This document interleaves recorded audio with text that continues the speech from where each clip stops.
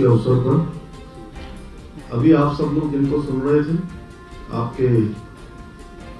विभाग के मंत्री के नाते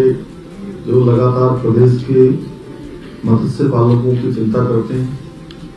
लगातार उनके संवर्धन के लिए, उनको आगे बढ़ाने के लिए काम करते हैं, हमारे इस विभाग के मंत्री आदरणीय सौरभ बहुगुणा जी, मंच पर विराजमान हमारे बहुत वरिष्ठ विधायक आदरणीय उमेश शर्मा काऊ जी, डोईवाला क्षेत्र के हमारे बहुत ही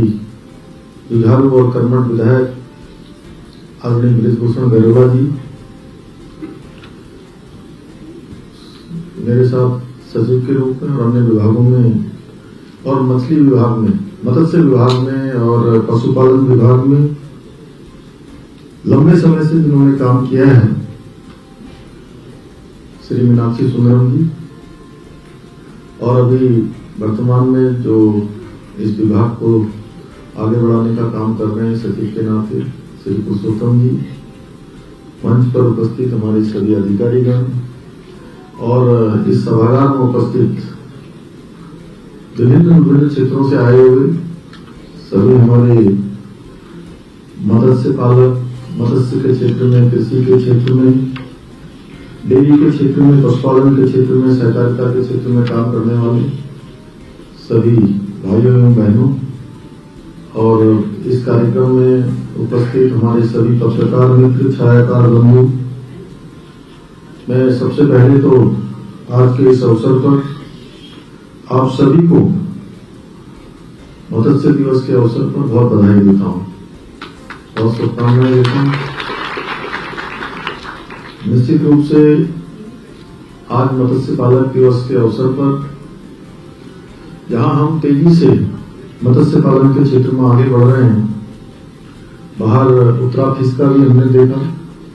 कि कैसे यहाँ पर आउटलेट से लेकर तमाम प्रकार के काम हो रहे हैं। और अभी मंत्री जी बोल रहे थे किस प्रकार से हम लोगों ने संकल्प लिया है कि मत्स्य के क्षेत्र में, पशुपालन के क्षेत्र में, डेयरी के क्षेत्र में काम करने वाले लोगों के जीवन स्तर पर सुधार हो। और माननीय प्रधानमंत्री जी की जो कल्पना है, उनका एक सपना है कि हमारे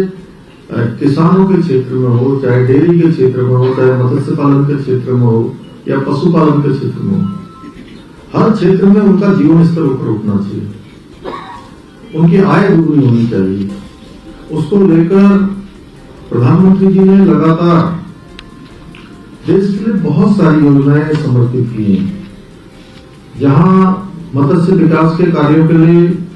प्रधानमंत्री मत्स्य संपदा योजना संचालित की जा रही है, उससे हमारे प्रदेश के अंदर भी आज 336 व्यक्तिगत लाभार्थी है, उन 17 सहकारी समितियों को भी अभी तक इसके लाभार्थी होने का अवसर मिला है। ये मत्स्य के क्षेत्र में बहुत तेजी से काम हो, उसके लिए जब मीनाक्षी सुंदरम जी बोल रहे थे कि एक बात है कि सरकार मत्स्य पालन के लिए आप सबका प्रोत्साहन करे, वो सरकार की प्रतिबद्धता है कि आपका प्रोत्साहन सरकार करेगी।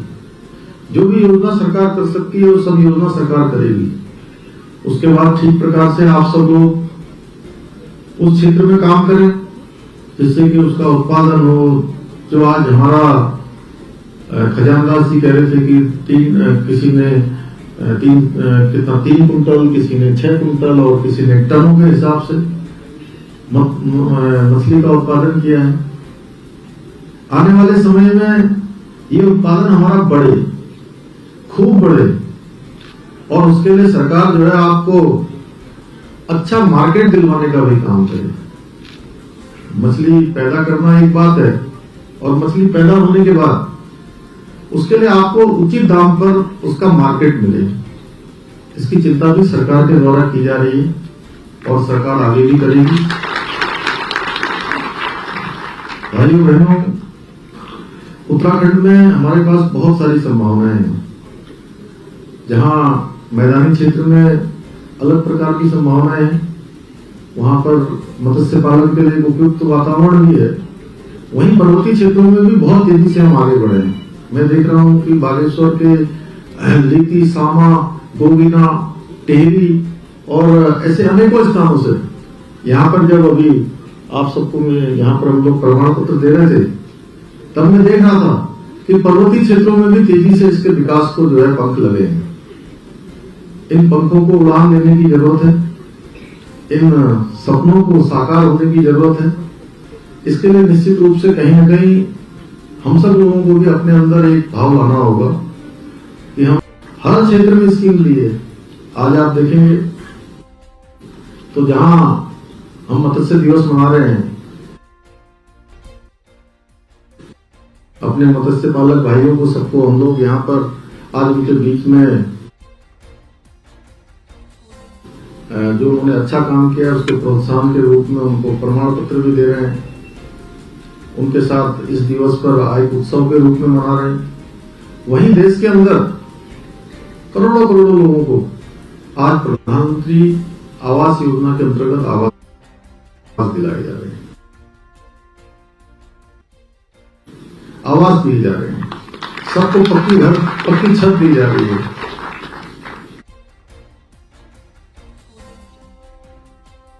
वहीं हम बात करें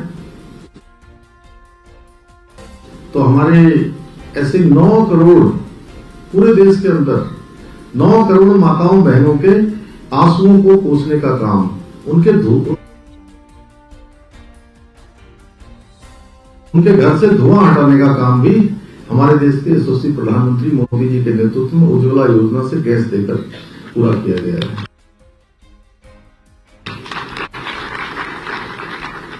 भाइयों बहनों, आयुष्मान भारत योजना की हम बात करते हैं। आज आयुष्मान भारत योजना केवल भारत की ही नहीं का काम भी 5 लाख रुपए की साल भर की गारंटी प्रत्येक व्यक्ति को देने का काम किसी ने किया है तो वह भी हमारे देश के प्रधानमंत्री मोदी जी ने किया है। भाइयों बहनों, उत्तराखंड के अंदर हमने सभी परिवारों के लिए और सभी व्यक्तियों को इससे आच्छादित किया है। अभी अभी हमने कोरोना महामारी से हम लोग आगे बढ़े हैं। कोरोना महामारी पर हमने एक तरह से विजय पाई है। और ये जब कोरोना महामारी आई थी, देश के अंदर आई थी, जब विदेशों में आई थी, देश के अंदर हमारे यहाँ बाद में आई थी। तो जब विदेशों में जिस समय महामारी की बात चल रही थी, महामारी हो रही थी, तो बड़े बड़े विश्लेषक जो जिनको इंटेलेक्चुअल्स कहते हैं, जिनको बड़े बड़े एनालिस्ट कहते हैं, वो सब अपना अपना एनालिसिस कर रहे थे कि भारत के अंदर ये बीमारी आएगी तो क्या होगा, तबाही मच जाएगी, कोहराम मच जाएगा, क्योंकि यहां पर इतनी सघन आबादी है। कोई भी हमारे यहाँ छोटा सा नामकरण भी होता है तो उसमें भी 100, 150, 200 लोग एकत्र हो जाते हैं। और ऐसे में महामारी जब आई थी तो क्या कह रहे थे, किसी को भी किसी से मिलना नहीं है, सोशल डिस्टेंस करना है, सामाजिक और क्या कहते हैं भौतिक डिस्टेंस करना है, 2 गज की दूरी, मास्क है जरूरी। उस समय हम लोगों ने कहा। तो ऐसे समय में हमारे लिए बहुत बड़ी चुनौती थी कि कैसे इस महामारी का मैनेजमेंट हो, कैसे इस महामारी से हम निजात पाएं। और भाइयों बहनों, भारत के अंदर आई ये बीमारी तो हमारे देश के कुशल नेतृत्व के कारण से और देश के वैज्ञानिकों ने प्रधानमंत्री मोदी जी के नेतृत्व में, जहां पोलियो की वैक्सीन बनाने में कई दशक बीत गए। जब पोलियो आया था उस समय कौन सी सरकार थी, कई दशक बीत गए और पोलियो की वैक्सीन नहीं आ पाई। और लोग अंदाजा लगा रहे थे कि वैक्सीन पता नहीं कब आएगी, और ये वैक्सीन 1 साल के अंदर आ गई। और वो भी एक वैक्सीन नहीं, 2 वैक्सीन, कोवैक्सीन और कोविशील्ड, 2 वैक्सीन आ गई। और केवल भारत के अंदर ही नहीं, भारत के अंदर तो लगभग 200 का आंकड़ा पार करने वाली है। 200 डोज, 200 करोड़ डोज भारतवर्ष के अंदर इसकी पूरी होने वाली है। 192 करोड़ पूरी हो गई है, कुछ ही दिनों में 200 करोड़ पूरी हो जाएगी। वहीं दुनिया के दूसरे देशों को भी वैक्सीन देने का काम हमारे देश के प्रधानमंत्री जी के नेतृत्व में हुआ। और जो भारत की संस्कृति है, जो हमारे भारत का एक संस्कार है,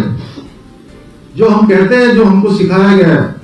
कि अयम निजम परोवेति गणना लघु चेतसाम उदार चरित्रा नाम वसुधैवम तु कुटुंबकम,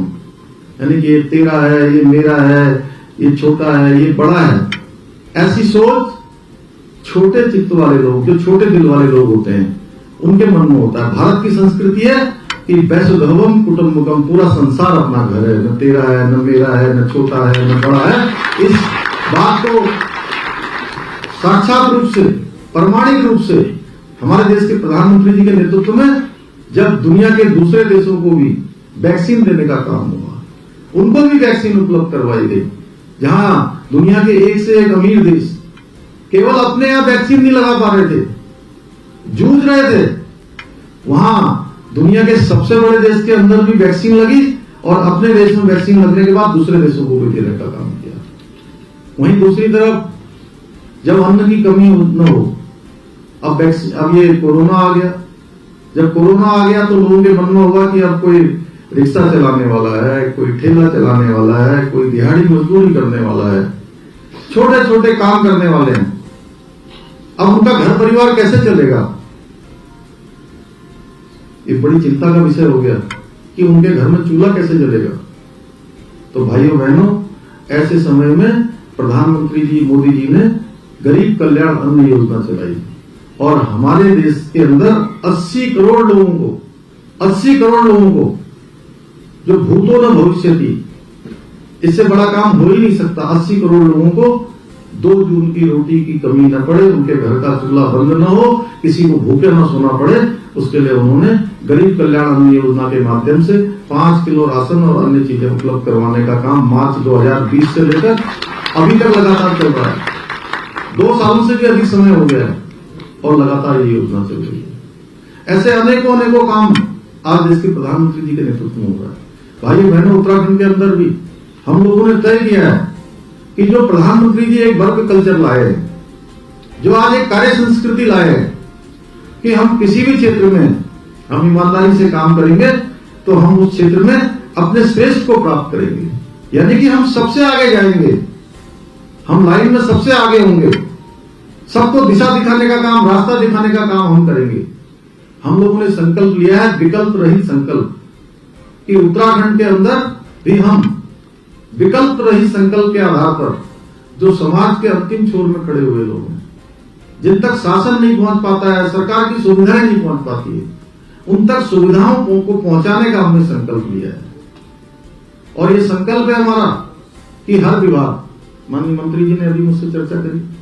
कि जल्दी ही वो इस विभाग में एक योजना भी चलाने वाले हैं। वो हमारे प्रदेश के अंदर और हम मत्स्य पालकों को कौन सी सुविधा दे सकते हैं। मैं सब विभागों से भी कह रहा हूं कि एक एक योजना, जब हमारे राज्य का 25 वर्ष का पूरा होने का समय होगा 9 नवंबर 2025 को, उस समय हम अपने राज्य की स्थापना का रजत जयंती वर्ष मना रहे होंगे, यानी कि सिल्वर जुबली ईयर। और उस सिल्वर जुबली ईयर रजत जयंती समारोह में हम ये कहें कि हमारे मत्स्य विभाग ने, हमारे पशुपालन विभाग ने, हमारे डेयरी विभाग ने, हमारे कृषि विभाग ने, ऐसे हमारे अनेकों विभागों ने, जितने भी विभाग चलते हैं, कि हमने अपने विभाग के लिए ये योजना हम लेकर आए, जिससे हमारे प्रदेश के किसानों का, मत्स्य पालकों का, डेयरी उत्पादकों का, सहकारिता के क्षेत्र में काम करने वालों का, कृषि के क्षेत्र में काम करने वालों को, उनके जीवन में ये परिवर्तन हुआ। और इसके लिए हमारे सभी विभाग काम कर रहे हैं।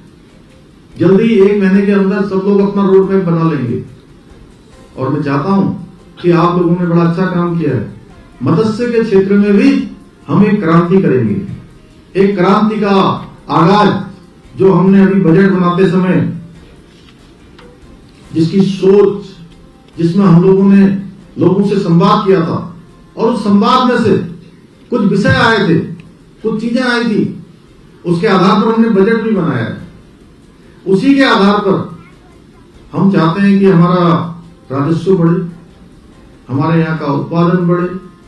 हमारे हर विभाग का एक ऐसा काम हो जो हिंदुस्तान में उसको लोग कहें कि उत्तराखंड के अंदर छोटे छोटे किसानों ने भी, जिनके पास 1 बीघा जमीन है, आधा बीघा जमीन है, पहाड़ों में 2 नाली 4 नाली जमीन है, उन्होंने भी इस क्षेत्र में क्रांति कर दी। और उसको उदाहरण दें किसी दिन हमारे देश के प्रधानमंत्री उनको सम्मानित करें। जैसे हमने 2020 में जब अटल बिहारी वाजपेयी जी का जन्म दिवस हो रहा था 25 दिसंबर को, उस दिन माननीय प्रधानमंत्री जी एक महाराष्ट्र के किसी किसान को सम्मानित कर रहे थे और उनके घर के लोगों का जब वो इंटरव्यू वो पूछ रहे थे, उनसे बात कर रहे थे, तो बातचीत में उनसे पूछा कि आपके पास कितनी जमीन है, तो उनके पास कुछ बीघा जमीन थी। वहां कोल्हापुर के कोई किसान थे, मुझे नाम ध्यान नहीं आ रहा है, तो उन्होंने कहा कि अपने बच्चों से बात करवाइए। तो पूछा बच्चों से क्या करते हो, तो एक बच्चा इंजीनियरिंग पढ़ रहा था, बेटी कोई काम कर रही थी, कोई टेक्सटाइल के क्षेत्र में कोई डिप्लोमा इत्यादि वो उसमें पढ़ रही थी। और सामान्य से परिवार में सोच रहा था कि ये इतने छोटे किसान और इतने बच्चे कैसे पढ़ रहे होंगे। मेरे मन में मीनाक्षी जी और पुरुषोत्तम जी प्रश्न चिन्ह है आना स्वाभाविक था, क्योंकि मैंने भी सामान्य परिस्थितियों में जीवन जिया है, मैंने देखा है, मैं भी एक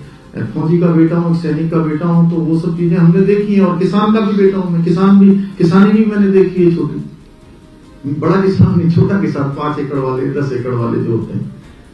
तो उसमें देखा तो मैंने कहा यार ये इतना ज्यादा संसाधन कहां से आए होंगे। तब उन्होंने कहा कि हमने जो है ऐसे कुछ उगाने का काम शुरू किया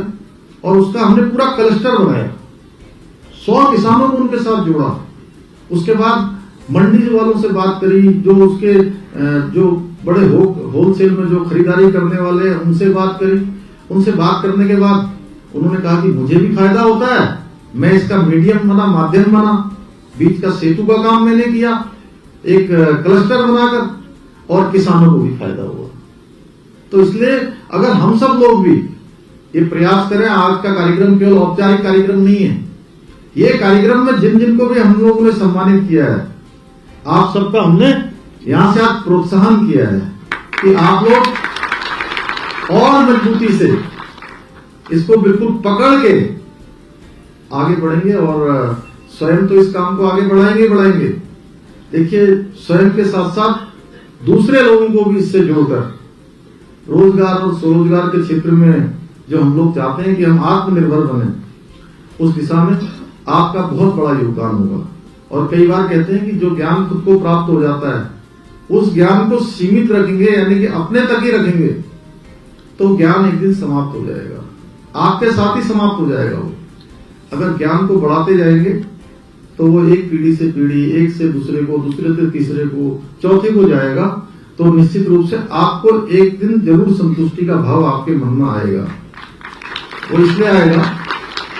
कि आपको लगेगा कि मैंने अच्छा काम किया, मेरे अंदर ये विचार थे, मेरे अंदर ये ज्ञान था, मैंने लोगों को भी ज्ञान देने का काम किया। तो मैं आज के अवसर पर, क्योंकि काफी समय हो गया है,